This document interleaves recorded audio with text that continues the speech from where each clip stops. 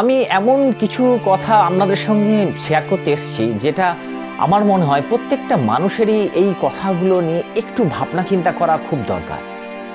এটা আমি যে নতুন কিছু বলবো সেটা নয়, কিন্তু আমি যে কথাগুলো হয়তো আপনাদের সঙ্গে আজকে বলবো সেগুলো হয়তো আপনারা সবাই জানেন, এবং এই কথাগুলো আমরা জানি, কিন্তু আমরা ঘটনাচক্রে বা পরিস্থিতির কারণেই হোক বা ইচ্ছাকৃতই হোক, আমরা কিন্তু এই ব্যাপারগুলো এতটাই অবহেলা করে ফেলি, যেটা আমাদের বাকি জীবনটা চলার পথটা অনেকটা কঠিন হয়ে যায়।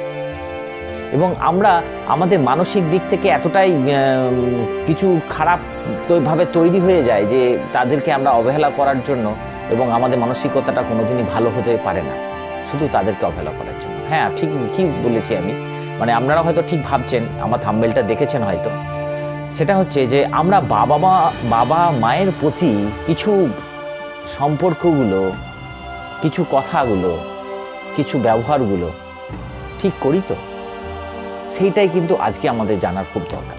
জানেন তো, আমরা সবাই জানি যে আমাদের মা বাবা আমাদের পৃথিবীতে এনেছেন, এবং পৃথিবীতে আনার পর আমাদের কথা বলিয়েছেন, আমাদের প্রত্যেকটা স্টেপে আমাদের সাহায্য করেছেন, আমাদের বুকে জড়িয়ে আঁকড়ে ধরে রেখেছেন, কোনো বিপদ আপদ থেকে আমাদের রক্ষা করেছেন। এবং আমরা যখন হাঁটতে শিখবো, এবং সেই বাবা মায়ের হাত ধরেই কিন্তু আমরা হাঁটতে শিখেছি। অথচ আমরাই সেই সন্তানরা যখন বাবা মা হাঁটতে পারেন না, যখন বাবা মা আমাদের হাতটা ধরার তাদের ইচ্ছা হয় বা তাদের দরকার হয়ে যায়, তখন কিন্তু আমরা তাদের হাতটা ধরতে পারি না। এটা হয়তো আমরা অনেকজনই করি না, অনেকজনা হয়তো এরকম করি না। আমরা বাবা মায়ের প্রতি যথেষ্ট শ্রদ্ধাশীল হয়ে এবং যথেষ্ট কেয়ার নেই তাদের। আমার ভিডিওটা যারা যারা দেখছেন, আমি আশা রাখি যে তারা প্রত্যেকজনায় মা বাবার প্রতি সবাই খুব কেয়ারফুল হবেই না। বা কেন কেয়ারফুল হব না? কারণ সে তো আমার মা বাবা, সে আমার পৃথিবীতে এসে এনেছেন আমাদেরকে। এবং একটা কথা কি জানেন তো, যে আজকে আমি অনেক ঘটনাচক্রে এইরকম করে ফেলি যে আমরা আমাদের যখন নতুন জীবন সঙ্গিনী যখন আসে, বা আমার স্ত্রী বলুন বা আমার স্বামী বলুন, যখনই আমার জীবনে কেউ আসে, তখন আমি তার প্রতি এতটাই পক্ষপাতিত্ব করে ফেলি অনেক সময়। সবাই নয়, কিন্তু আমাকে অন্যভাবে নেবেন না, এতটাই পক্ষপাতিত্ব করে ফেলি, তখন আমার মা বাবার প্রতি আমাদের চিন্তা ভাবনাগুলো অনেক চেঞ্জ হয়ে যায়, এবং তাদের প্রতি দৃষ্টিভঙ্গিটাও আমাদের চেঞ্জ হয়ে যায়। এইটা আমাদের কিছু পরিবর্তন করা দরকার আছে। দেখুন, আমরা জানি যে সবটাই যে আমাদের দোষ থাকে তা নয়। অনেক সময় কি হয়, অনেক সময় মা বাবাও আমাদের কাছে এমন কিছু কথা বলে ফেলেন বা এমন কিছু বলেন, যেটা আমাদের তখন হয়তো আমাদের অন্তরে খুব আঘাত লাগে, তখন আমরা হয়তো মিসবিহেভ করে ফেলি হয়তো তাদের কাছে। কিন্তু আমি এইটা বলতে চাই যে আমরা যখন মিসবিহেভ করে ফেলি, তার প্রতি যে রকমভাবে ব্যবহার করি, বা তার প্রতি হয়তো কোনো রকম সম্পর্ক রাখার একটা টেন্ডেন্সি তখন চলে আসে আমাদের। কিন্তু আমরা ওইটা বলার আগে আমাদের একটা কথা বলা খুব দরকার, একটা কথা জানা খুব দরকার। আজকে যখন আমি ছোট ছিলাম, আমি একদিন তো ছোট ছিলাম, তখন আমি যদি কোনো রকম হয়তো তাকে আঘাত করতাম, আমার মাকে যদি কোনো রকমভাবে আঘাত করতাম, মা বাবাকে, এবং তাদের যখন আমাকে কোলে নিতেন, তখন যে আমি তাদের জামা প্যান্ট ভিজিয়ে দিতাম, তখন কিন্তু মা বাবা বিরক্ত হতেন না কিছুক্ষণের জন্য হলেও। তারপরে কিন্তু আবার সেই আমাকে বুকে জড়িয়ে ধরে রাখতেন। কখনোই কিন্তু আমার হাতটা তারা কখনো কোনো পরিস্থিতিতেই ছাড়েনি। আমি যখন আস্তে আস্তে বড় হতে লাগলাম, তখন কিন্তু মা বাবা, আমি হাজারটা ভুল করে আসছি, হাজারটা আমি মানে এতটাই অনেক কিছুই এমন কিছু করছি যেটা হয়তো সহ্য করা যায় না, তবুও কিন্তু বাবা মা আমাদের কোনোদিনই হাত ছাড়েনি। হয়তো মেরেছেন আমাদের মানুষ করার জন্য, অনেক কথা শুনিয়েছেন, অনেক শাস্তি দিয়েছেন, কিন্তু কোনোদিনই কিন্তু আমাদের বাবা মা আমাদের হাতটা কোনোদিনই ছাড়েননি। কিন্তু আজকে আমরা যখনই বড় হয়ে যায়, বাবা মা যখনই আমাদের কোনোদিন কোনো আঘাত দিয়ে কথা বলেন, হয়তো আমার কোনো রকম ব্যক্তিগতভাবে আঘাত করেন, আমরা কিন্তু তার হাত ছাড়তে একটুও ভাবি না। প্লিজ এরকম করবো না, এরকম আমরা কোনোদিন আর করবো না। কারণ আমি বলতে চাইছি এটাই, যে তাদেরকে কিন্তু আমরাই তাদের স্বপ্ন, আমি জানি বাবা মারা সন্তানদের লালন পালন করে যে আমরা ভবিষ্যতে আমারই তারা আমাদের লাঠি হয়ে দাঁড়াবে। অনেক সময় হয়তো মা বাবা অনেক খারাপ ব্যবহার করেন, আমাদের ছেলেদের প্রতি সন্তানের ব্যবহার করেন, কিন্তু আমরাও কিন্তু সেই পুরনো দিনের কথা মনে রাখবো এবং মনে রেখে আমরা কিন্তু তাদের প্রতি শ্রদ্ধাশীল হব। হয়তো কোনো কিছু রাগ হলো তখন একটু বলবো, একটু হয়তো তার মা বাবাকেও মাঝে মাঝে শাসন করব। অবশ্যই শাসন করা সবারই প্রয়োজন আছে, সেসব শাসনের মধ্যে অবশ্যই শ্রদ্ধা ভক্তি লুকিয়ে থাকে। আর একটা কথা জানেন তো, আমি এটা বিশ্বাস করি যে আমরা যদি মা বাবাকে শ্রদ্ধা করি এবং তাদের যদি আমরা মাথায় করে রাখতে পারি, দেখবেন আমার মধ্যে একটা পজিটিভ এনভায়রনমেন্ট সবসময় কাজ করবে। এবং আমরা যদি মায়ের প্রতি বাবার প্রতি যদি বেশি শ্রদ্ধাশীল হই না বা তাদের সেবা করি, তাহলে দেখবেন রাস্তাঘাটে যে হিংস্রতাগুলো ঘটে সেইগুলো কিন্তু আমাদের আর ঘটবে না। মানে আমার মধ্যে কখনোই পশুত্ব ভাবটা কোনোদিনই জাগবে না যদি আমরা মা বাবাকে ঠিকঠাক শ্রদ্ধা ভক্তি করি, তাদের যদি কদর করি, তাদের যত্নশীল হই তাদের প্রতি, তবেই কিন্তু এটা হবে। আর যদি আমরা ওটা না করতে পারি তাহলে কিন্তু দেখবেন আমার মধ্যে যত হিংস্র ভাবটা হবে। এবং আমি ড্যাম শিওর যে সেই মানুষগুলো এই সমাজের সবচেয়ে কুৎসিত কাজগুলো করে থাকে যারা তাদের মা বাবার প্রতি কোনো ভক্তি শ্রদ্ধা করে না। আপনি মিলিয়ে নেবেন এটা। আরেকটা কি করি জানেন তো, অনেক সময় আমরা বাবা মা হয়েও, নিজেরা বাবা মা হয়েও আমাদের ছেলে মেয়ের কাছে আমাদের বাবা মায়েদের কিন্তু প্রতি কোনো খারাপ ব্যবহার করে ফেলি, কিন্তু আমরা এটা ভাবি না যে ওইটাই একদিন আমার কাছেই ফেরত আসবে। আপনি যদি ঠিকঠাক কাজটা করেন তাহলে দেখবেন আপনি ঠিক কাজটাই পাবেন এবং সেটা তাদের আশীর্বাদই পাবেন, এবং সেই আশীর্বাদই কিন্তু আপনার জীবন সফলতাতে ভরে উঠবে। এবং আরেকটা কথা আমি বলবো যেটা, যে গুরুজনরা যাই করছে না কেন, বিশেষ করে নিজের মা বাবার হয়তো কোনো অন্যায় করছেন, সেই দিকটা না দেখে আমি বলবো যে তাদের প্রতি আপনার যে শক্তি ভক্তি শ্রদ্ধা আছে সেইগুলো যেন কমাবেন না, সেইগুলো কিন্তু সম্পূর্ণভাবে তাদের চরণে নিবেদন করে দেবেন।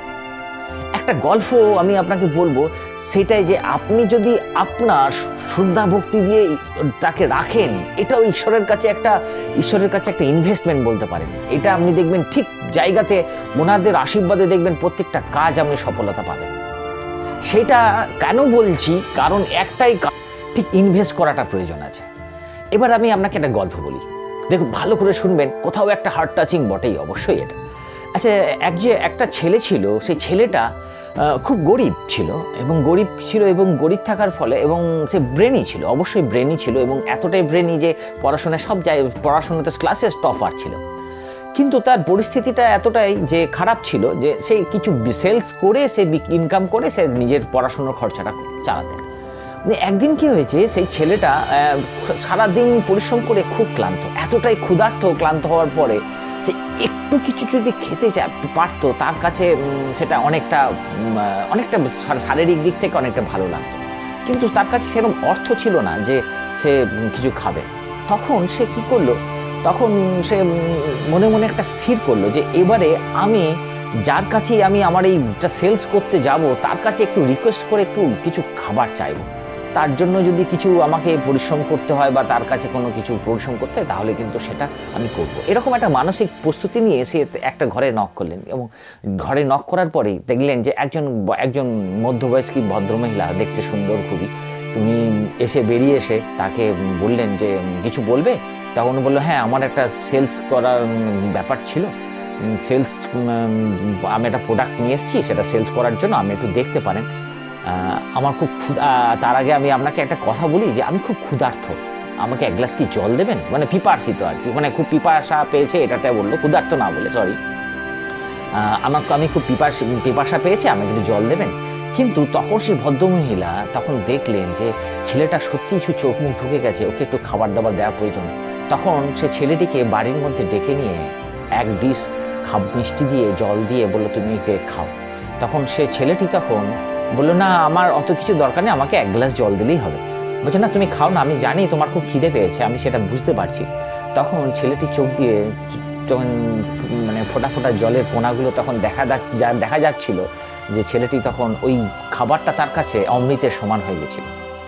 সে ওইটা খেয়ে দেওয়ার পর তখন সে ছেলেটি তখন বলল যে, ম্যাডাম আপনি যদি কোনোদিন আপনার কাজে লাগে আমাকে একটু কাইন্ডলি বলবেন। তখন ম্যাডাম বলেছিলেন, তখন ওই ভদ্রমহিলা বললেন যে, কোনো কিছু বিনিময়ে কোনো কিছু দিতে নেই। তুমি শুধু একটা কথাই মনে রাখবে, তুমি যেরকম আজকে আমার কাছ থেকে পেলে, তুমি যেন অবশ্যই কিছু মানুষকে যদি কোনোদিন এরকম অবস্থায় পড়ে তাদের কিন্তু তুমি হেল্প করবে, এই মানসিকতাটা কিন্তু তুমি রেখো।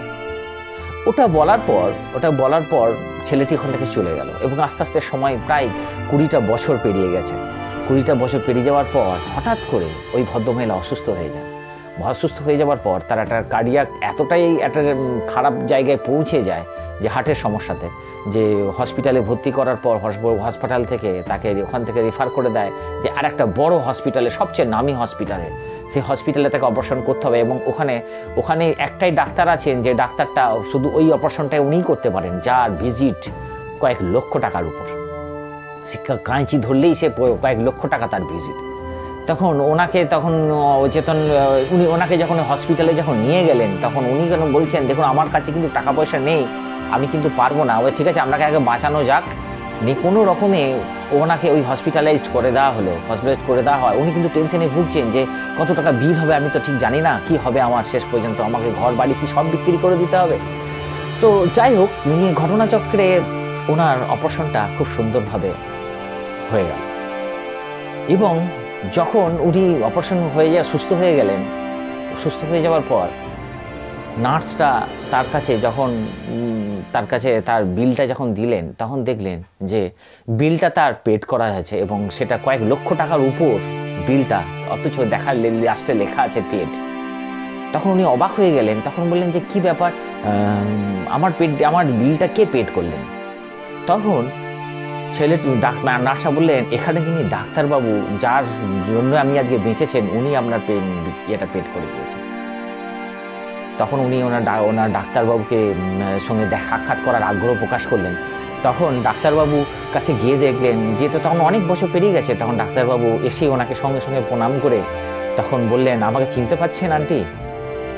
আমি আপনার সেই ছেলেটা, যে ছেলেটাকে আপনি বাড়িতে নিয়ে গিয়ে এক থালা মিষ্টি খাইছিলেন, সেদিনের ক্ষুধা নিবারণ করেছিলেন, সেই ছেলেটা আমি। তখন আন্টি তাকে জড়িয়ে ধরে 2 ফোঁটা কেঁদে তখন বললেন যে আমি বুঝতে পারিনি যে আমার ওই দিনের কাজটা আজকে তুমি আমাকে এইভাবে ফেরত দেবে।